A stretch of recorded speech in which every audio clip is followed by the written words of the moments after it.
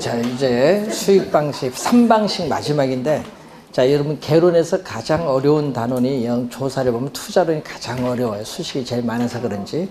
그럼 두 번째 어려운 단원이 이제 평가론이라고 하더라고요. 그래서 평가의 3방식. 용어가 상당히 어렵죠.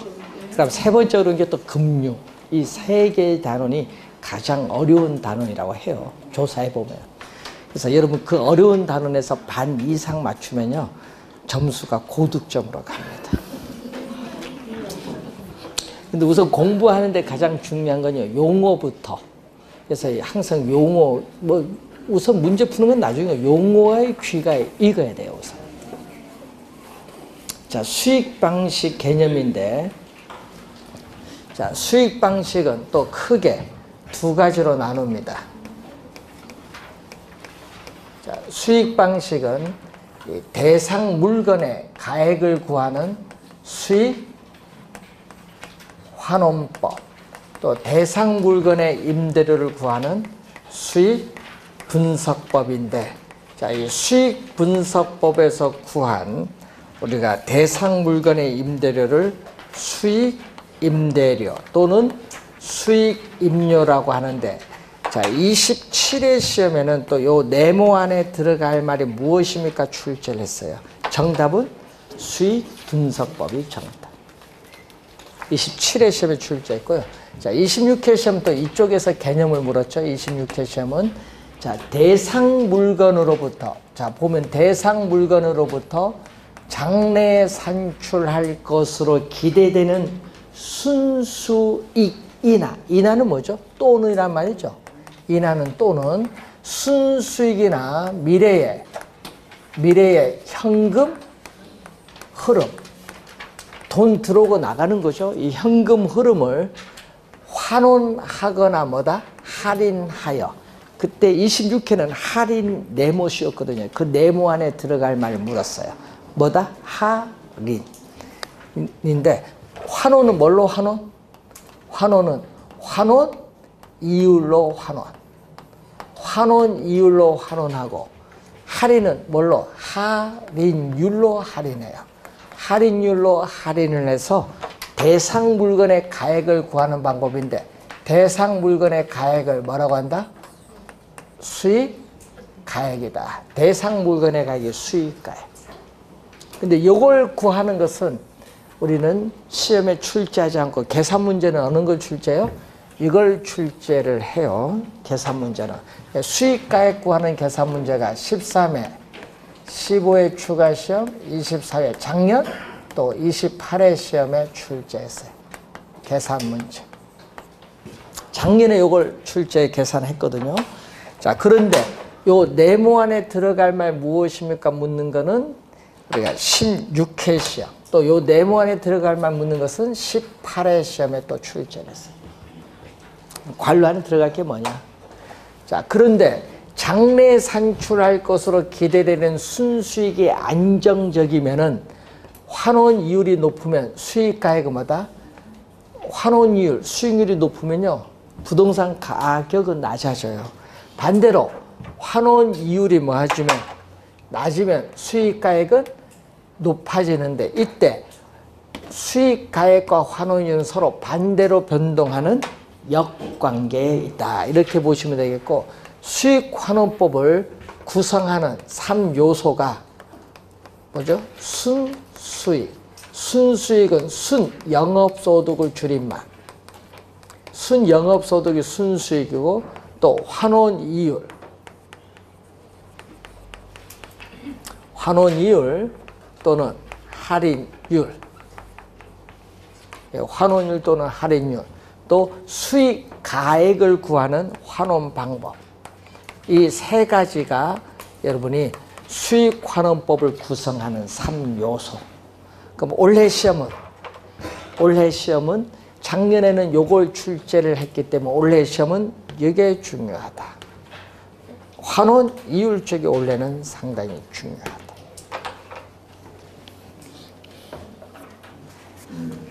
자, 순수익은 우리 여러분 투자론에서 순수익을 계산할 때 항상 연간으로 계산합니다. 연간, 1년 단위. 연간 단위로 구한다. 산정은 구하는 거죠. 그래서 순수익은 이 대상 부동산에 귀속이 되는 적정한 수익이 순수익인데, 자, 장래 산출할 것으로 기대되는 순수익은 장래 산출할 것으로 기대되는 총 수익에서 장래 산출할 것으로 기대되는 총 비용을 빼면, 총 수익에서 총 비용을 빼면은 순수익이 나와요. 그래서 이 순수익의 성격을 보면은, 순수익의 성격을 보면 총 수익에서 총 비용을 뺀 나머지를 뭐라고 하죠? 나머지를 잔여라고 하잖아요. 총 수익에서 총 비용을 뺀 나머지가 잔여인데, 잔여 수익의 성격인데, 여러분 저번 주에 잔여란 말만 뜨면은 뭐와 관련있어요? 수익 배분의 원칙과 관련있어요. 그리고 또 장래 산출할 것으로 기대되는 순수익이니까 또 무슨 수익? 미래 수익의 성격인데, 장래 산출할 것으로 기대되는 순수익인데, 그러면 기대되는 순수익은 또 예측이 가능해야 구할 수 있어요. 예측의 원칙과 관련이 있습니다. 그래서 순수익의 성격은 잔여 수익이면서 우리는 기대되는 미래 수익의 성격을 가지고 있어요. 그런데 시험 문제는요, 이걸 출제를 하는 것이 아니라 우리 출제는 계속 요걸로 출제해요. 그래서 여러분 계산 문제 전부 3번 다 출제를 할 때는 요 수식을 다 이용을 했어요. 자, 투자론에서 이미 배운 거 복습합니다. 자, 최대한의 임대료 수입, 임대 단위수를 100% 완전히 임대됐을 때 얻을 수 있는 최대한의 임대료 수입을 뭐라고 하죠? 가능 총소득. 자, 여기다가 뭐를 빼주죠? 공실. 공실 및 불량, 부채에 따르는 충당금을 공제하고, 상기 수익, 주차료 수입과 같은 기타 소득, 영업 외 수입을 더해주면은 우리는 공실을 고려한 임대료 수입인 유효 총소득이 나오죠. 자, 유효 총소득에서 요거는 뭐죠? 공실을 고려한 임대료 수입이죠. 이제 수입이 들어왔으니까 건물 유지하는 비용 빼야겠죠. 비용을 또 지출을 해야 돼요. 그 비용이 바로 부동산을 운영하고 유지하는 데 드는 비용, 영업경비를 공제해주면 뭐가 나오냐면 순영업소득, 순수익이 나와요. 순영업소득. 자, 이렇게 해서 우리는 구해서 요 수식에 뭐 해주면 돼? 대입시켜주고, 환원이율, 작년에 5% 나왔나요? 작년에 몇 프로 나왔다고? 9% 나왔는가요? 그럼 0.09 들어가서 계산하면 나와요. 작년에 출제를 했어요. 그러니까 요걸 투자론에서 배운 거죠? 요걸 그대로 이용하면 돼요. 그래서 작년에 냈기 때문에 올해는 계산 문제는 안 낼 것이고, 올해는 요 뭐죠? 환원이율, 요쪽이 중요해요. 올해 시험. 자, 그럼 두 번째 환원이율로 갑니다. 413페이지 맨 밑에. 자, 환원이율. 환원이율은 대상 물건으로부터 장래에 산출할 것으로 기대되는 순수익을 통해서 부동산 가격을 구하기 위한 이율의 개념이죠.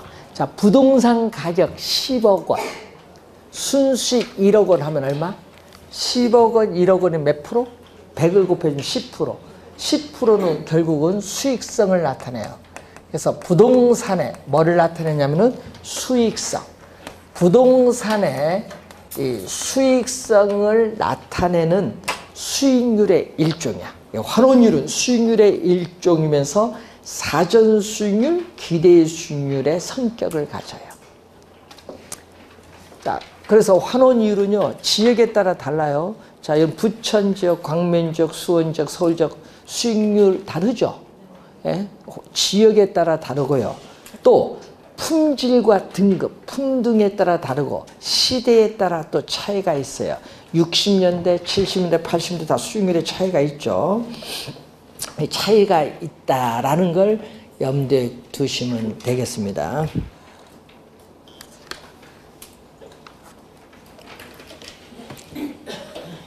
자, 위에서 414페이지 위에서 두 번째. 자, 여러분 앞 시간에 적산법에서의 기대 이율은 임대차 기간 동안 단기간에 적용되는 이율이면 환원이율은 위에서 두 번째. 평가 대상 물건 내용연수 전체입니다. 전 내용연수 기간 동안 뭐를 전제로? 최유효 이용을 전제로 한 장기적인 활동에 대한 이율이에요. 장기의 동그라미.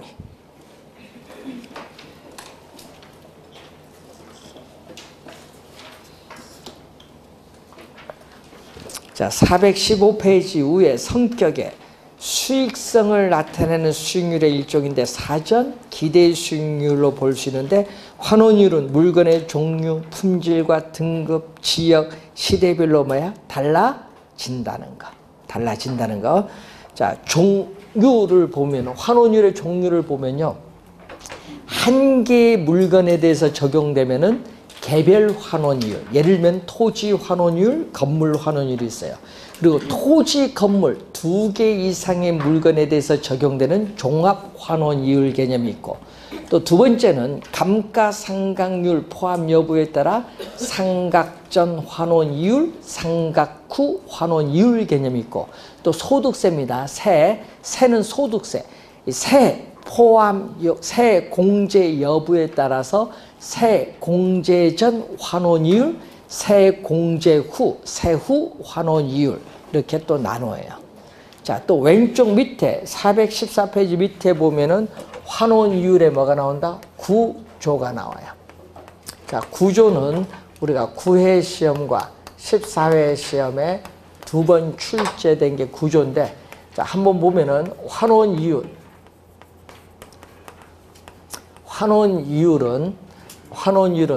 투자한 자본으로부터 얻을 수 있는 수익인 자본 수익률에다가 미래에 부동산을 사용함에 따라 어떻게 감가상각이 발생하는데 그 감가상각분에 대해서 투자한 자본을 회수하는 율로 구성되어 있어요.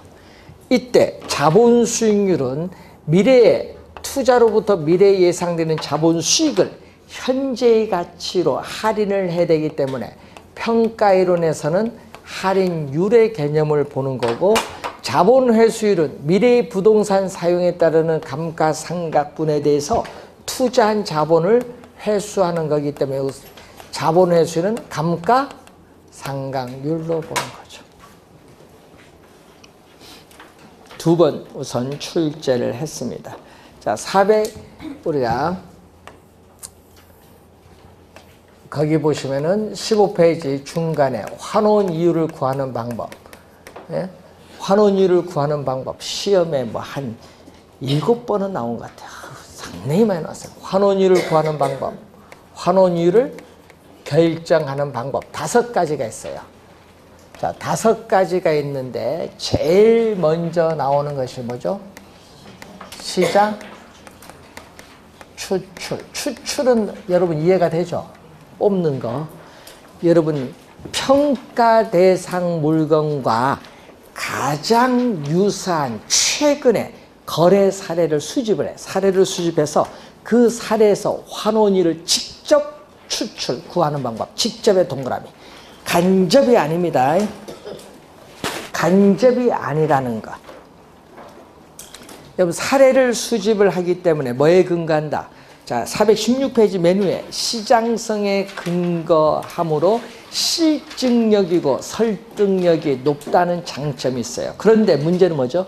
과거의 거래 사례, 순수익을 근거로 하기 때문에 뭐다? 사후적 개념이에요. 근데 미래에 예상되는 순수익인 사전적 개념과 서로 배치가 되기 때문에 문제점이 있다는 그러한 한계를 가지고 있어요. 자, 조성법으로 갑니다. 자, 조성법 또는 요소 구성법이죠. 조성법, 요소 구성법은 환원이율은 순수 이율. 환원 이율은 순수 이율에 뭐를 가산하냐면은 오염률을 가산한 율로 해요. 자, 여기서 주의를 해야 될 것은 이 순수 이율인데, 이 순수 이율을 우리 뭘로 보냐 하면요, 투자이론에서 배운 무위험 자산의 수익률. 무위험 자산의 수익률을 이제 복습, 뭐죠? 위험이 없는 자산의 수익률. 예를 들면 정부가 보증한 국채 수익률. 그런데 주의해야 될 거는 적산법에서 배운 임대차 기간 동안에 적용되는 뭐죠? 기대 이율의 개념은 아니다. 여러분, 기대 이율이 아닙니다. 예? 순수이율은 기대 이율이 아니라는 걸 주의해 두시고, 이때 위험률, 이 위험률은 투자자가 위험 부담에 따르는 할증률을 말합니다. 위험 할증률. 자, 위험률을 구성하는 요소로서는 자, 투자에 따르는 위험성, 현금화가 쉬운가 어려운가, 비유동성, 또 부동산 관리가 어려울 난, 쉬울리, 어려운가 쉬운가, 또 투자한 자금 있죠? 자금이 안전한가 안전하지 않은가, 요걸 보는 거지. 자, 이때 위험성이, 투자에 따르는 위험성이 높을수록 현금화가 어렵고 관리가 어려울수록 위험은 뭐 한다? 증가해요. 위험은 증가하기 때문에 플러스, 여기에 플러스 요소로 들어가요. 그런데 자금이 안전성이 높으면은 어떻게 돼요? 반대로 안전성이 높으면 위험은 점점 뭐 한다? 줄어드니까 여기 마이너스 요인으로 들어가는 요인이 돼요. 자, 이렇게 이 평가 대상 부동산, 이 대상 물건에 관한 위험을 여러 요소로 분해하고 이 개별적 위험에 따르는 할증률을 순수율에 더해서 환원율을 구하는 방법을 조성법이라고 해요. 조성법에서 문제는요, 이 위험률을 구하는 데 있어서 감정평가사의 주관계의 여지가 많다는 단점이 있고, 요 두 수식 보면 대부 비율이 없어요. 부동산을 담보로 금융기관으로부터 융자받는 것을 전문용어로 저당금융이라고 하는데, 이 저당금융이 이 수익률의 일종인 환원율에 미치는 영향에 아무런 영향을 주지 않죠. 예? 환원율에 아무런 영향을 미치지 않는다는 단점이 있어요. 저당금융이 환원율에 미치는 영향을 고려하지 않는다. 단점. 자, 세 번째는 투자 결합법이 있습니다. 자, 투자 결합법을 우리는 두 가지가 있습니다. 자, 투자 결합법은 두 가지인데, 물리적 투자 결합법, 금융적 투자 결합법 두 가지가 있습니다. 물리적 투자 결합법, 금융적 투자 결합법이 있어요. 자, 물리적 투자 결합법은 토지와 건물이 결합된 상태를 복합 부동산이라고 배우셨는데, 복합 부동산의 순수익, 순영업소득이죠. 복합 부동산의 순수익, 순영업소득을 창출하는, 즉 소득을 창출하는 부동산의 능력이 토지와 건물이 서로 다르며 토지 소득, 건물 소득 분리될 수 있다. 원래 분리되기 어려운데 분리될 수 있다는 가정에 근거해서 구하는 방법을 물리적 투자 결합법. 자, 그래서 토지, 건물 두 개 이상의 물건에 대해서 적용하는 걸 뭐라고 하죠? 종합 환원율. 자, 토지, 건물 두 개 이상의 물건에 대해서 적용되는 종합 환원율은, 자, 토지 투자자가 요구하는 수익률. 자, 여러분, 토지 투자자의 요구 수익률을 토지 환원 이율이라고 하고, 또 건물 투자자가 요구하는 수익률은 건물 환원 이율이라고 해요. 자, 주의해야 될 것은 이렇게 토지, 건물, 소득 뭐 한다? 아까 분리될 수 있다. 그 분리를 시켰어요. 근데 여기가 뭐가 들어와야 돼, 이제? 가중치, 투자 비율. 여러분, 투자 비율인 가중치가 들어와야 돼요. 투자 비율인 가중치인데, 가중치는 요겁니다. 투자 비율입니다. 전체 부동산 가격이 투자 금액이거든요. 투자 비율입니다. 전체 부동산 가격에서 뭐? 토지 가격이 차지하는 비율. 이걸 우리는 토지 가격 구성 비율이죠. 그리고 또 여기는 전체 부동산 가격에서 여기는 건물 가격이 차지하는 비율. 건물 가격 구성 비율. 가중치인 투자 비율을 곱해서 우리는 환원 이율을 구합니다. 자, 여러분 10번 문제로 갑니다. 417페이지. 자, 거기 토지 환원율 몇 프로? 자, 토지 환원율 5%, 건물 환원율 10%. 요게 여러분 같지 않아요? 5%, 10% 다릅니다. 왜? 아까 뭐라고 했어요? 우리 토지 투자자 요구 수율, 건물 투자자 요구 수는 서로 다르다.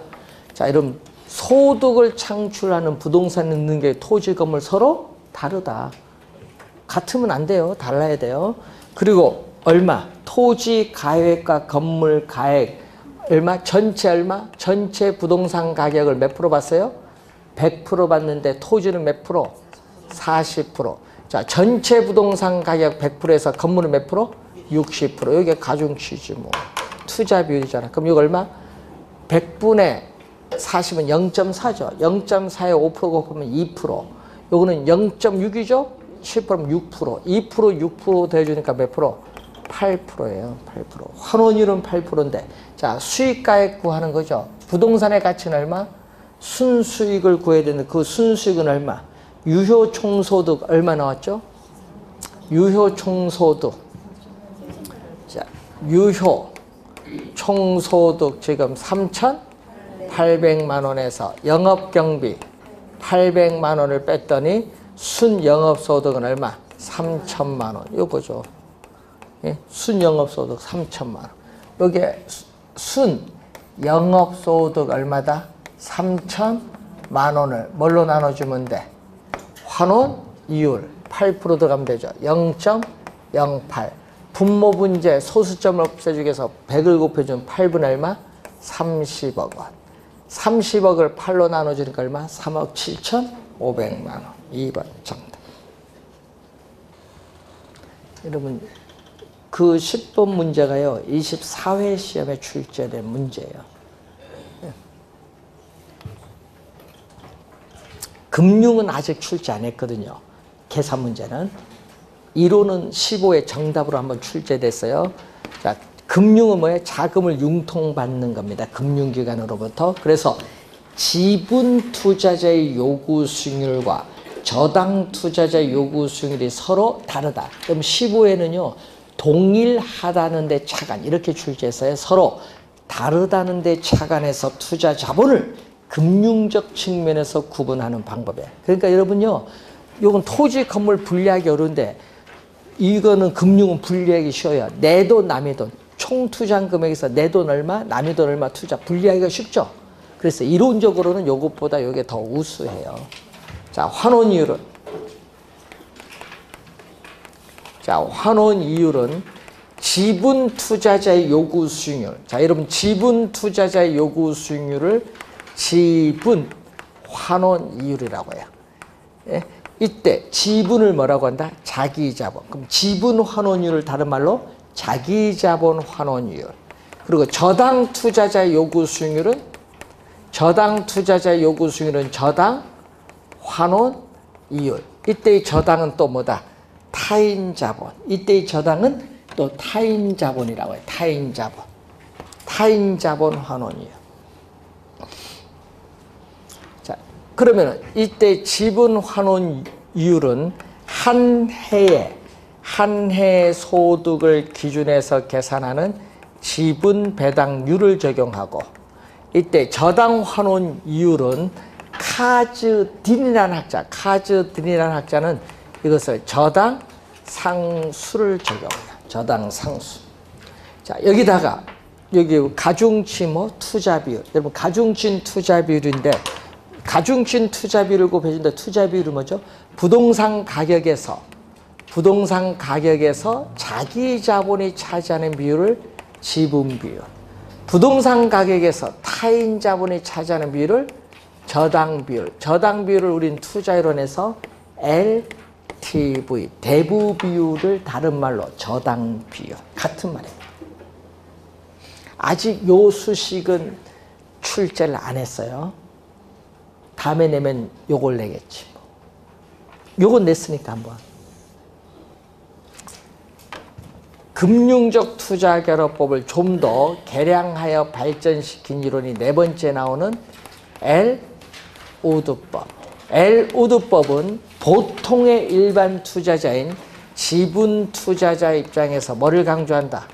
지분 수익률을 강조합니다. 여러분 총 투자 수익률, 종합 수익률을 강조하는 것이 아니라 뭐를 강조? 지분 수익률을 강조하는데 엘우드법은 환원이율에 영향을 미치는 요인을 크게 세 가지로 봐요. 세 가지. 뭐가 있냐 하면요. 여러분 부동산은 요 엘우드법은요. 부동산을 취득해서 처분을 할 때까지 일정 기간 보유하는 걸 전제로 해. 근데 위에는 뭐죠? 여기는 건물을 수명 다 할 때까지 이용하는 거지만은 여기는 수명 다 안 해도 관계없어. 뭐 5년 보유하다가 처분할 수도 있어요. 그래서 일정 기간 보유하다가 처분하기 때문에 보유 기간 동안 매 기간마다 현금 수입과 지출이 첫 번째. 매 기간마다 현금 수입과 현금 지출. 두 번째는 대출을 받았기 때문에 금융 들어갔잖아요. 대출을 받았잖아요.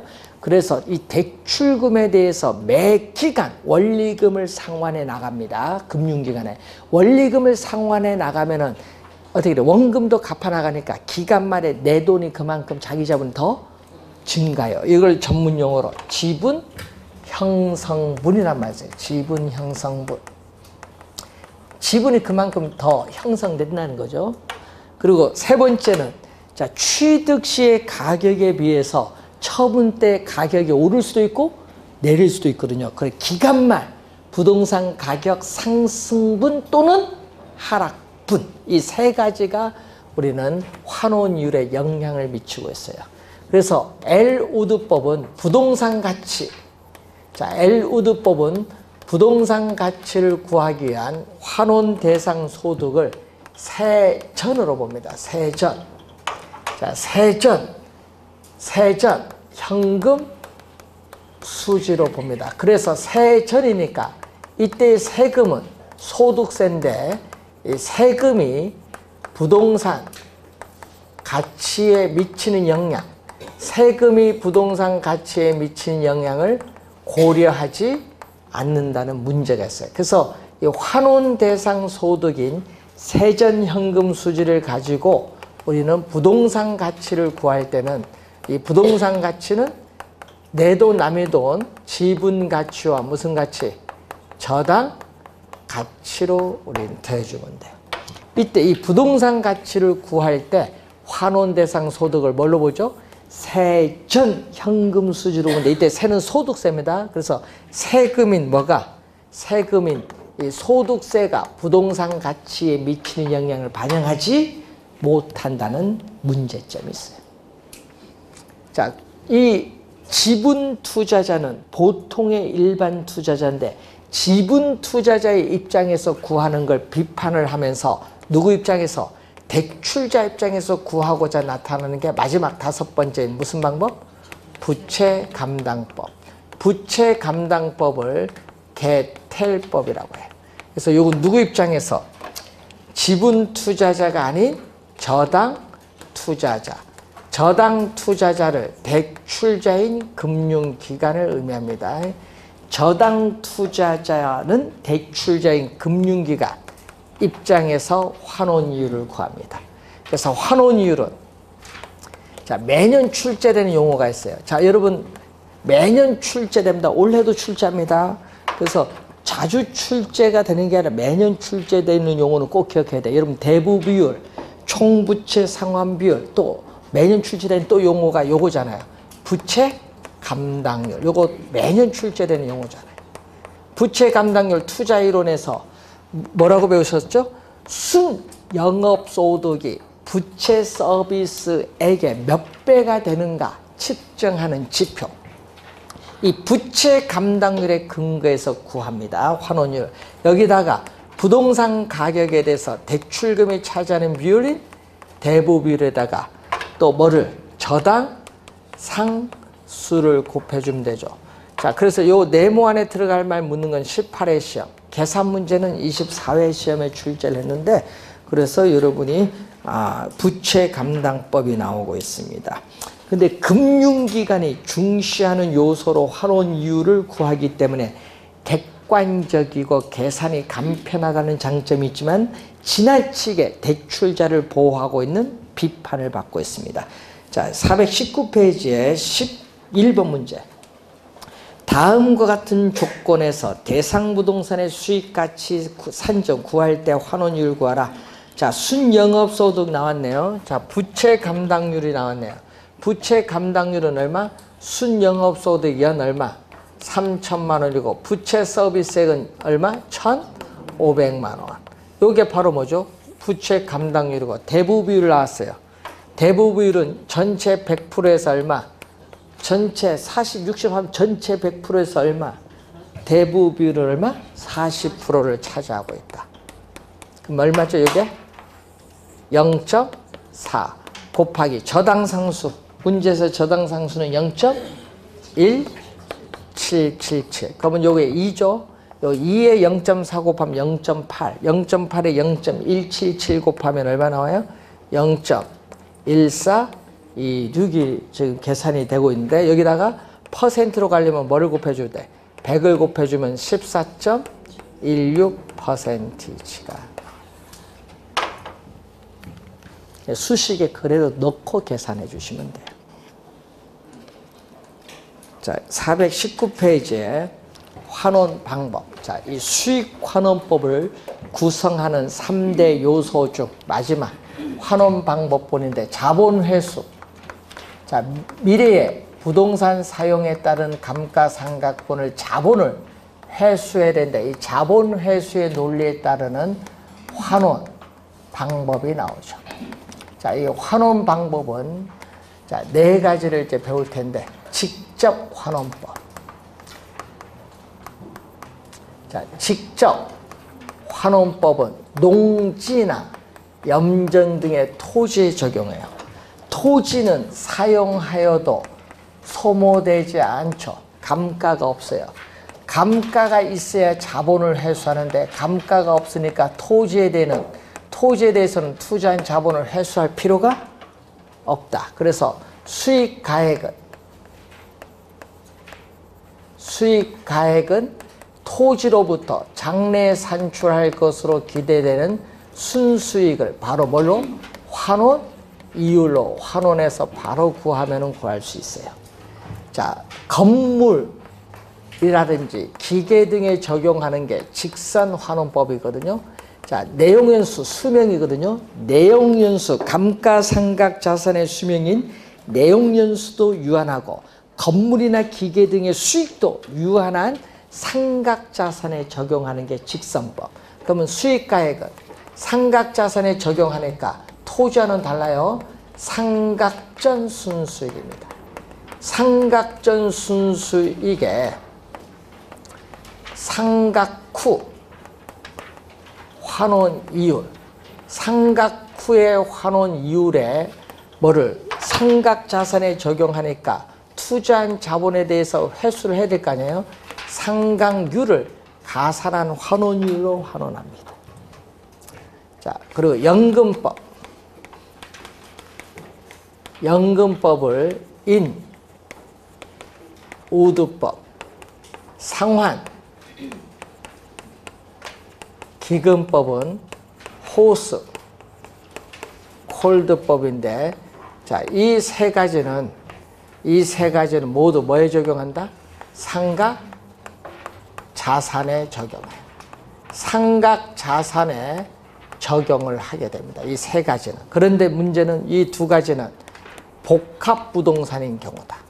이 두 가지는 복합 부동산인 경우. 즉 부동산이 부지와 건물, 기타 상각자산의 결합으로 이루어진 경우죠. 이때 기업용 부동산에 있어서의 일반 기업의 경영, 임대용 부동산의 임대, 그래서 일반 기업의 경영 또는 부동산 임대에서 발생하는 상각전 순수익이에요. 이 상각전 순수익에 상각 후 환원 이율, 또 남아있는 잔존 내용 연수를 고려한, 이걸 고려한 우리 복리연금 현가율, 연금의 현가계수를 말합니다. 복리연금 현가율은 연금의 현가계수인데 이걸 곱해서 가액을 구하는 방법을 연금법이고, 자, 상각 후 환원 이율, 잔존 내용 연수가 있는데 또 하나가 있죠. I라는 숫자인데 이거 축적이율. 자, 축적이율은 안전한 자산의 이자율은 국채 수익률을 얘기하는데 이걸 고려한 수익 현가율을 곱해서 가액을 구하는 방법은 상환기금법인데 차이점은 축적 이율이 있나 없나 차이가 있는 거죠. 자, 우선은 계산 문제는 안 내거든요. 개념을 알면 되는데 연금법은 상각, 그 매년 회수되는 상각액을 다시 재투자를 하여 수익을 더 영장시킬 수 있는 우리는 어업권, 그리고 또 공장, 슈퍼마켓 등의 복합 부동산에 적용하고, 상환기금법은 매년 회수되는 상각액을 어떻게 돼요? 다시 재투자하여도 수익을 영장시킬 수 없는 광산, 채석장, 광업권 등에 적용을 해요. 그리고 연금법은 매년 회수되는 상각액을 매년의 환원율과 동일한 이율로 적용해서 한 개의 이율을 적용해요. 그리고 상환기금법은 매년 회수되는 상각액을 매년 환원이율, 이 환원이율과 다른 뭘로? 축적 이율로 이자를 발생시킨다고 보고 R, I 두 종의 이율, 요거는 R 하나, 일종의 이율을 사용하는 차이점이 있어요. 자, 그런데 문제는 우리가 요건 축적 이율은 안전한 자산의 이자율인데 요것보다 R이 더 높죠. 환원 이율은 위험을 감안했기 때문에 더 높아요. 그래서 계산을 해보면요. 그래서 연금법에서 구한 수익 가액이 뭐보다 클 수밖에 없다. 우리는 수익을 영장시킬 수 없는 뭐보다? 상환기금법의 수익 가액보다 이게 더 클 수밖에 없다는 거죠. 자, 뭐 그 내용이 나오는데 뭐 여러분이 올해 시험은 뭐가 중요하다? 지금 세운 순수익, 환원이율 뭘 배웠어요? 환원 방법 중에 중요한 것은 환원이율. 그래서 여러분이 나는 시간이 없습니다 하면 환원이율만 공부하고 들어가셔도 됩니다. 자, 여러분 교재 431페이지 감정평가의 절차 제8조에 나오거든요. 자, 여러분 감정평가의 절차는, 자, 감정평가의 절차는 우리나라 감정평가에 관한 규칙 제8조에 나오는데 제8조에 보시면은 이렇게 나와요. 감정평가 활동의 출발점. 감정평가 활동의 출발점인데 여러분 교재에 431페이지. 감정평가 활동의 출발점이 기본적 사항의 확정이에요. 예? 기본적 사항 확정입니다. 그래서 기본적 사항 확정에서 두 번째는요, 처리계획 수립. 세 번째는 대상 물건의 확인. 뭐 권리관계 물리적 사항 확인해야 돼요. 그 다음에 자료 수집과 정리. 다섯 번째는 자료의 검토와 가치 형성 요인의 분석. 여섯 번째는 감정평가 방법 선정 및 적용. 그리고 최종적으로 감정평가 가액을 뭐한다? 결정 및 표시 순서인데 첫 번째 봤더니 뭐가 나와요? 거기 기본적 상해 확정의 432페이지 보시면은 기준 시점의 확정인데 거의 니은에 이미 배웠죠. 우리는 대상 물건의 가격 조사를 완료한 날짜로 한다. 그게 나오죠. 그건 우리나라 감정평가에 관한 규칙 제9조 2항에 나오잖아요. 대상 물건의 가격 조사를 완료한 날짜로 한다. 다만 기준 시점을 미리 정하였을 때는 그 날짜에 뭐에 가격 조사가 가능한 경우에만 기준 시점으로 할 수 있다. 그게 제2조 9조 2항입니다. 기준 시점 개념을 확인 하나 해두시고, 자, 여러분 27회 시험에 냈거든요. 27회 시험에 아까 7 순서죠. 다음 중 감정평가의 절차에 속하지 않는 것. 정답은 그 7개 중에 4개가 나오고 하나가 뭐 나온지 아세요? 감정평가 의뢰가 나왔어요. 감정평가 의뢰는 절차 순서와 아무런 관계가 없습니다. 그게 정답이었어요. 그러니까 기본적이니까 하나 물었고요. 자, 그리고 물건별 평가 갑니다. 자, 여러분 교재 437페이지. 여기서 시험 나왔는데 틀렸다. 큰일 나는 거예요. 요거는 다 5초도 안 걸려요. 예? 작년에 여기서 2문제 냈어요. 여기서 틀리면 안 됩니다. 예? 자, 14조 보세요. 아까 우리 배웠죠? 14조 1항. 감정평가업자는 토지를 감정평가할 때에 공시지가 기준법을 적용해야 된다. 공시지가 기준법 토지는 요거죠. 자, 그 1항은 27회 시험에 출제했어요. 27회.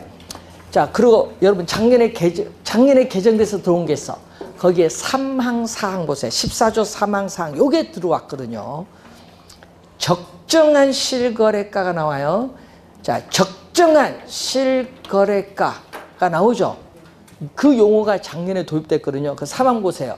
감정평가업자는 적정한 실거래가를 기준으로 토지를 감정평가할 때는 뭐를? 자, 거래사례비교법, 네모. 여러분, 공시지가 기준법 아닙니다. 적정한 실거래가를 기준할 때는 거래사례비교법. 이거 아직 출제 안 했거든요. 출제 가능성 높습니다. 여러분, 적정한 실거래가 뭐예요? 여러분, 실거래가 신고하죠? 어디서 신고해요? 부동산 거래 신고 등에 관한 법률이죠. 여기에 신고를 하잖아요. 도시지역은 3년, 그 외의 지역은 5년 이내에 거래 가격, 실제 거래 가격을 수집해서 여러분이 인근 지역의 감정평가가 인근 지역의 집가 수준을 고려해서 감정평가의 기준으로 삼기 적당한 가격을 구해요. 적정한 실거래가를 구합니다. 감정평가업자가. 하여튼 도시지역은 몇 년? 3년 이내. 그리고 그 외의 지역은 5년 이내에 실거래가를 구하면 돼요.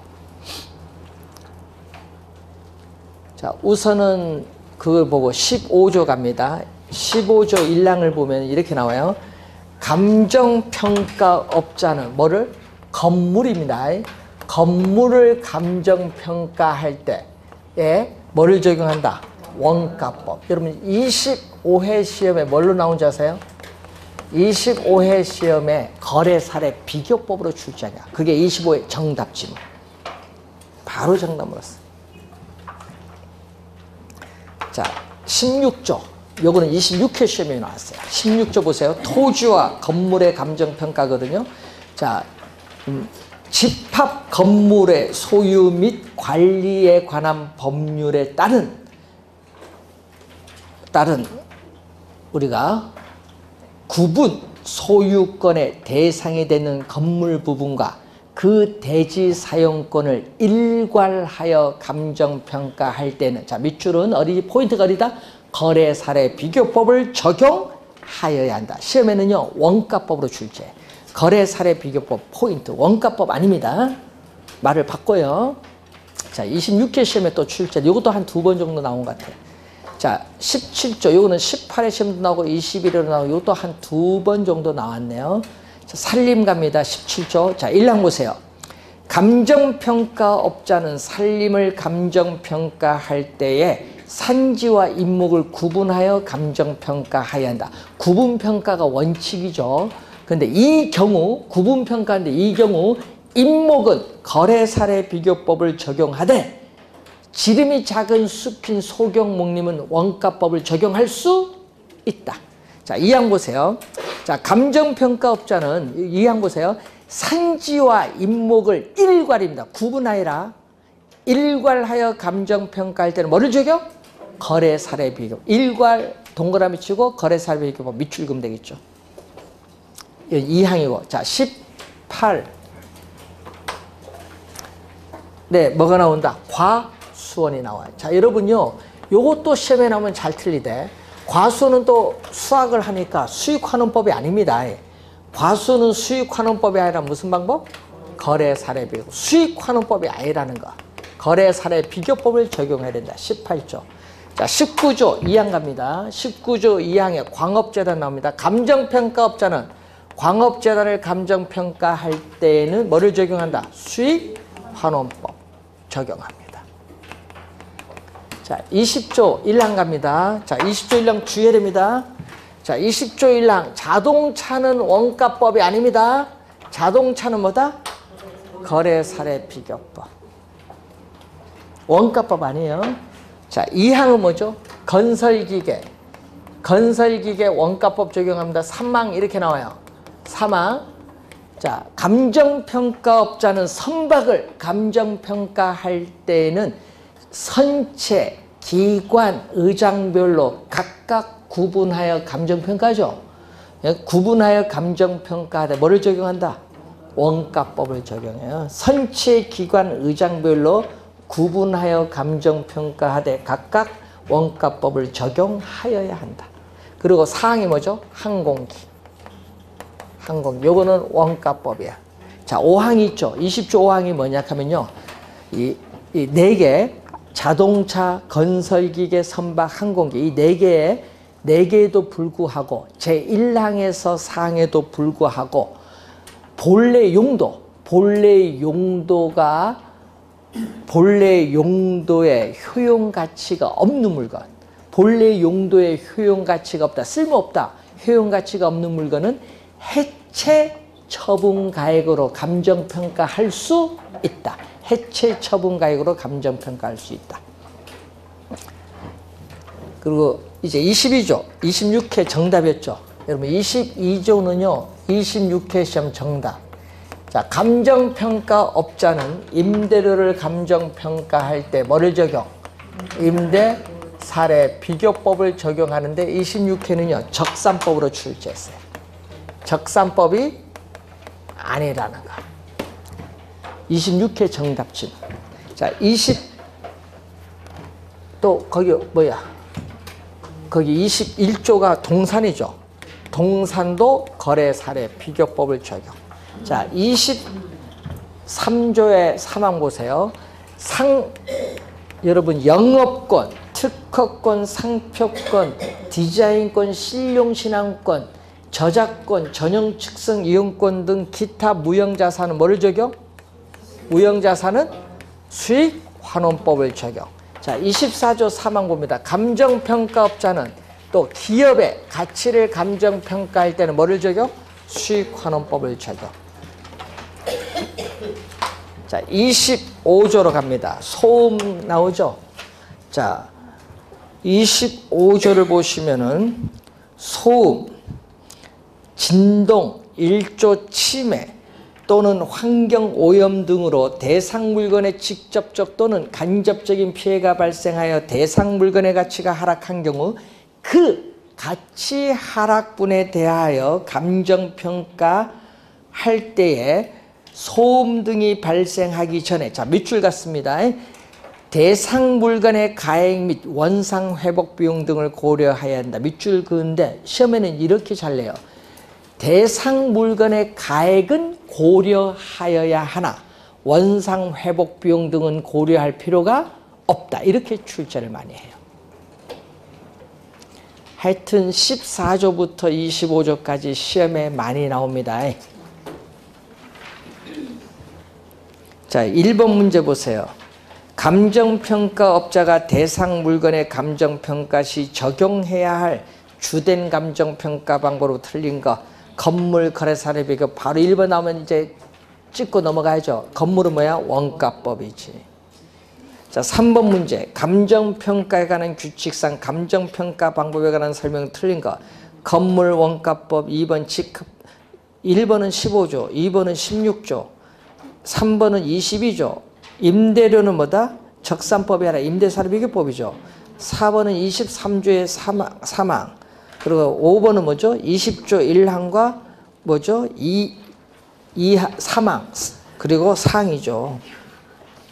자동차는 뭐다? 거래사례비교법. 선박항공기는 원가법. 다르죠. 3번 정답. 자, 2번 문제. 감정평가에 관한 규칙에서 직접의 동그라미. 규정하고 있는 사항이 하는 거 이미 다 배웠어요. 현황, 거기 시장가치 기준원칙은 제5조. 현황 기준원칙은 제6조. 개별 물건 기준원칙은 제7조. 3방식은 제11조. 근데 규칙에 최유효용은 없어요. 그래서 5번 정답입니다. 직접 규정하고 있지는 않습니다. 규칙에 나오는 걸 이미 다 배우셨고, 자, 1번 문제 442페이지 1번 문제예요. 감정평가에 관한 규칙 제8조에 규정된 절차에 해당하지 않아. 아까 절차, 출발점은 기본적 사항의 확정부터 간다고 했죠? 그런데 감정평가 의뢰는 그 7가지 절차 없잖아요. 1번 정답. 1번 문제가 27회 시험에 출제된 문제입니다. 자, 그리고 여러분 교재 445페이지에 9번 문제 디귿 한번 봅니다. 디귿. 요거 올해 출제 예상되는 중요한 지문. 올해 디귿 지문 진짜 중요합니다. 디귿은요. 자, 우리나라 감정평가에 관한 규칙 제2조 12에 2에 나온 거예요. 디귿. 적정한 실거래가의 개념이 나옵니다. 잘 봅니다. 부동산 거래 신고에 관한 법률에 따라 신고한 실제 거래 가격입니다. 그런데 문제는 신고된 실제 거래 가격으로서 거래 시점이 도시적은 몇 년? 아까 3년 이내, 3년 동그라미. 그 밖에 적은 몇 년? 5년 동그라미. 5년 이내인 거래 가격 중에서 감정평가업자가 인근 지역의 지가 수준 등을 고려하여 감정평가의 기준으로 적용하기에 적정하다고 판단되는 거래 가격을 적정한 실거래 가격. 이게 작년에 도입됐거든요. 그래서 올해 출제 예상 1순위예요, 용어. 요거는 꼭 기억해둬야 돼요.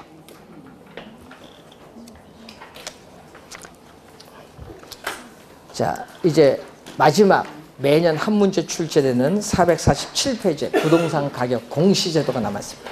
잠시 쉬고 시작하겠습니다.